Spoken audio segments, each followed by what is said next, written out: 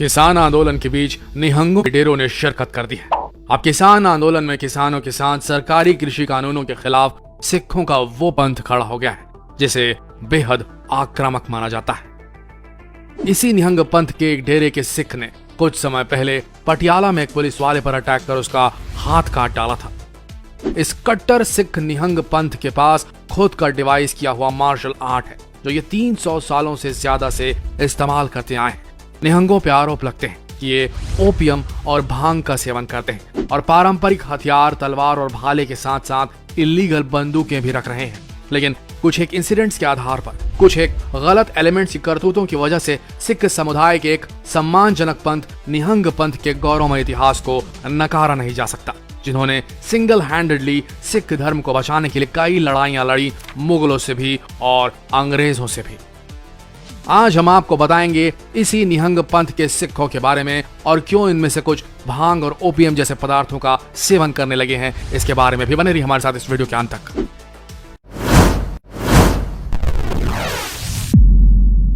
सिख समुदाय के बीच स्वभाव से आक्रामक और हथियार रखने वाले इस विशेष तबके के सिखों को निहंग सिख कहा जाता है।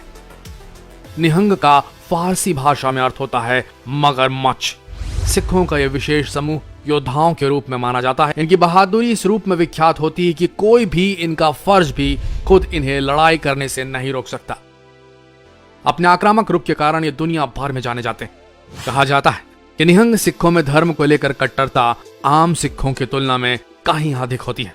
सभी निहंग सिख सन्यासी जीवन और ब्रह्मचर्य का पालन करते हैं। इनके धर्म चिन्ह भी आम सिखों की तुलना में अधिक बड़े होते हैं और ये परंपरागत परिधानों में बड़े बड़े हथियार लेकर कहीं भी पहुंच जाते हैं। 300 साल पुराना है सिखों का निहंग पंथ। सिखों के 10वें गुरु गुरु गोबिंद सिंह ने 1699 में खालसा पंथ के साथ निहंग पंथ भी बनाया था, जो ट्रेडिशनल सिख मार्शल आर्ट जानते थे। निहंगों को बड़ी आसानी से उनकी नीली ट्रेडिशनल ड्रेस से पहचाना जा सकता है। बड़ी सी दस्तार जिसे पगड़ी कहते हैं हम लोग, चक्र, कड़े और कृपाण के साथ एक भाला, ये हर वक्त अपने साथ रखते हैं। बचपन से ही निहंग सिखों को युद्ध कौशल में पारंगत कर दिया जाता है।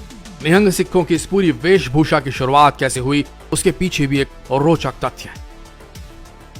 एक बार की बात है, गुरु गोबिंद सिंह जी के महज 5 साल के चौथे पुत्र साहिबजादा फतेह सिंह अपने भाइयों को तलवारबाजी की ट्रेनिंग लेते देख रहे थे। उनका भी दिल किया ट्रेनिंग में शामिल होने का, लेकिन भाइयों ने यह कह के वापस भेज दिया कि वो अभी काफी छोटे हैं। वो निराश हो गए हैं। साहिबजादा फतेह सिंह के साथ हो रही इस घटना को गुरु गोबिंद सिंह देख रहे थे। थोड़ी देर में नन्हे फतेह सिंह अपने नन्हे से सिर पे एक बड़ी सी नीली पगड़ी और उसके साथ चक्र कृपाण लिए अपने भाइयों के सामने पहुंच गए और कहा, अब लग रहा हूं मैं बड़ा। इस पर गुरु गोबिंद सिंह मुस्कुराए और निहंगों को आदेश दिया कि वह आज से इसी नीली वेशभूषा और साजो सामान का इस्तेमाल करें। आपको बता दें, महज 5 साल की उम्र में साहिबजादे फतेह सिंह को मुगल गवर्नर ने दीवार में जिंदा चुनवा दिया था। निहंगों का इतिहास बेहद गौरवमयी रहा है दोस्तों। इतिहास में इन्होंने कई युद्धों में जीत हासिल की, खासकर ऐसे युद्ध जहां इनकी संख्या 100 थी और दुश्मनों की 500। दुश्मन इन्हें अकाल कहा करते थे, जिसकी मृत्यु न हो सके, इमॉर्टल, और इसी शब्द का अर्थ शायद निहंग है। मुगल इन्हें मगरमच्छ कहा करते थे। पर्शियन भाषा में इसका अर्थ होता है निहंग। कहा यह भी जाता है कि इस नीली फौज का नाम निहंग संस्कृत के निहशंक से बना है। पूरे सिख समुदाय में निहंग सरदारों को काफी सम्मानजनक रूप में देखा जाता है।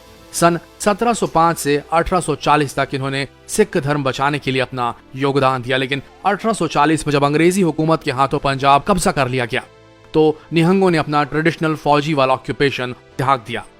उस जमाने में निहंग पंथ के कई डेरे हुआ करते थे, लेकिन आज के वक्त महज 10 से 12 ही डेरे बचे। डेरे यानी कि इनका एक गुरुद्वारा होता है, यहीं ये रहते हैं, उसके आसपास खेती भी करते हैं। निहंग सरदार ट्रेडिशनली अपने गुरुद्वारों में हथियार रखते थे, पर अब ये आरोप लगते आए हैं कि कुछ गलत प्रैक्टिसेस, बैड प्रैक्टिसेस भी शुरू हो चुकी।